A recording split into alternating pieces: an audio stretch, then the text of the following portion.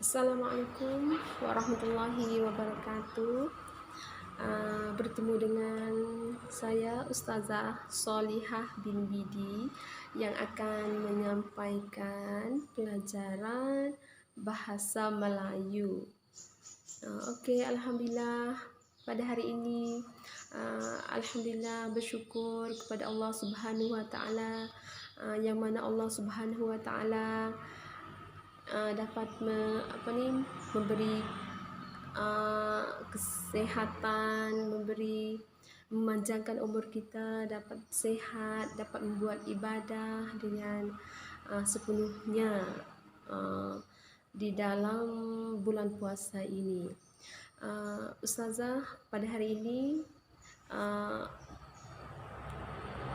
tidak melewatkan masa yang akan Ustazah menyampaikan sebuah pelajaran bahasa Melayu untuk pelajar-pelajar sekolah tarbiyah Islamiyah yang mana harus belajar melalui belajar online di sekolah tarbiyah Islamiyah ini. Mungkin hari ini hanya untuk untuk memberi ilmu tentang bahasa Melayu, tidak begitu banyak, hanya sekadar untuk memberi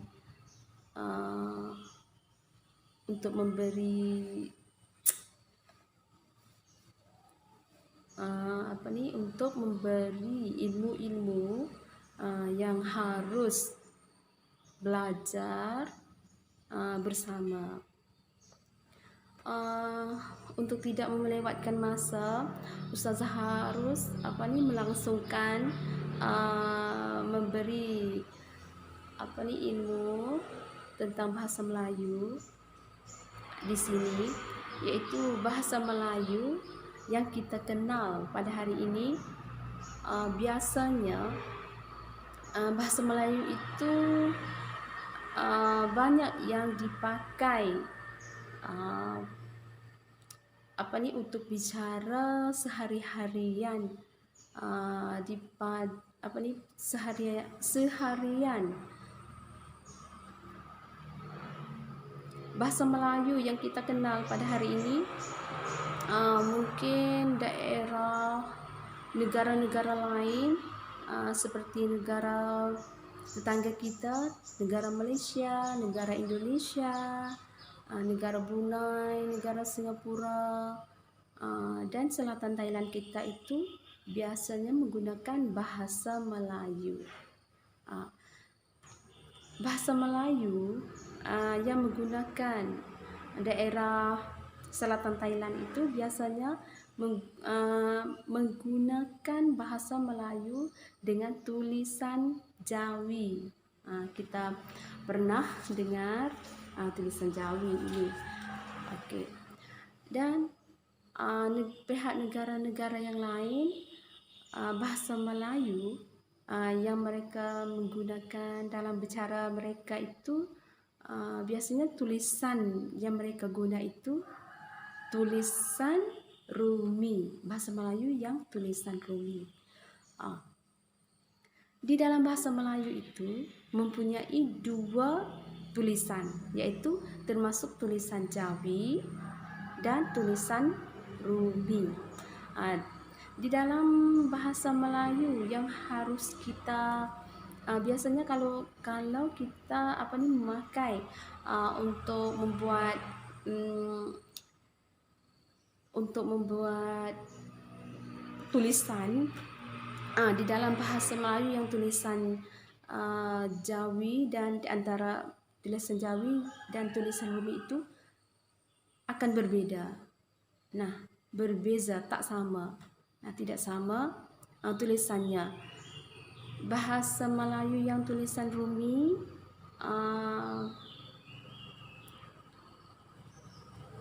Payang Cenak. Dikatakan payang cenak iaitu menggunakan huruf bahasa Inggeris. seperti A, B, C, D dan seterusnya. Di dalam bahasa Melayu yang tulisan Jawi itu menggunakan tulisan yang huruf-hurufnya kaitan dengan huruf Arab, huruf Al-Quran. Nah, ada alif, ba, ya, alif, ba, ta, sa, dan seterusnya. Ini perbezaan di antara tulisan-tulisan itu. Tapi menggunakan dengan menggunakan cara menggunakan itu mungkin dia menunjukkan menunjukkan bacaan itu kepada bahasa Melayu. Bahasa Melayu. Okey, di sini Ustazah mau menjelaskan tentang bahasa Melayu yang tulisan Jawi. Bahasa Melayu yang tulisan Jawi biasanya kaedahnya berbeza sama sekali dengan tulisannya Romi. Berkaitan dengan huruf saksinya ataupun vokal. Nah, kalau tulisan Jawi itu vokalnya mempunyai tiga. Nah, di sini apa yang termasuk tiga itu, yaitu huruf alif, huruf ya, huruf waw. Nah, huruf alif vokalnya, vokalnya itu bunyi a. Nah, huruf saksi alif vokalnya yaitu a. Huruf saksi ya vokalnya bunyi i. Huruf saksi waw vokalnya bunyi u. Di antara vokal itu ada juga bahasa Melayu yang kita memakai. Nah, biasanya bahasa Melayu yang kita memakai itu ada juga yang tidak memakai vokal, seperti per, tidak ada vokal. Jadi huruf p disambung dengan huruf r, jadi per. Itu tidak menggunakan vokal. Biasanya vokal huruf saksi ataupun huruf saksi itu bahasa Melayu Jawi, bahasa Melayu yang tulisan Jawi itu vokalnya hanya 3. Ada juga yang tidak menggunakan vokal seperti per. Apalagi kan, kaf, nun, meng, mim, nge, meng, tidak menggunakan vokal ataupun Ustazah mau contoh seperti pelajaran, pe tidak ada vokal, lam, alif ada vokal, jaran, pelajaran, ja itu tidak ada vokal, sambung ra, terus alif, nun. Nah, pelajaran, jadi pelajaran contohnya. Dan ada lagi biasanya di dalam tulisan bahasa Melayu Jawi itu bisa berubah ketika memasukkan imbuhan seperti pendidik. Pendidik itu pena tidak ada, huruf dengan nun itu tidak ada huruf vokal. Pendidik ada vokal, didik da, ya, kaf, pendidik. Setelah dia memasukkan huruf imbuhan, jadi harus ada kan di belakang pendidikan. Jadi imbuhannya itu berubah. Didik asalnya dik yang menggunakan huruf kaf, dik. Setelah masukkan imbuhan imbuhan an. Nah, imbuhan an itu pendidikan. Pendidikan tu tukar kof, pendidik, pendidik baru kaf nun kan. Pendidikan harus memasukkan huruf kof. Itu perbezaan di antara tulisan Jawi. Kaedahnya berbeza dengan tulisan Rumi. Cuba kita lihat contoh. Ustazah mau jelaskan tentang bahasa Melayu yang tulisan Rumi. Yang tulisan Rumi itu vokalnya pasti ada. Nah, huruf saksi ataupun huruf serak. Nah, huruf saksi itu ada 5 vokal. Apa itu termasuk huruf saksi yang bahasa Rumi, yang tulisan Rumi, yaitu termasuk E, I, O, U. Nah, E, I, O, U huruf saksi yang tulisannya E, vokalnya bunyi A. Huruf saksi yang tulisannya I, vokalnya bunyi E ataupun E ataupun E. Dan huruf saksi yang huruf saksi yang I, vokalnya bunyi I.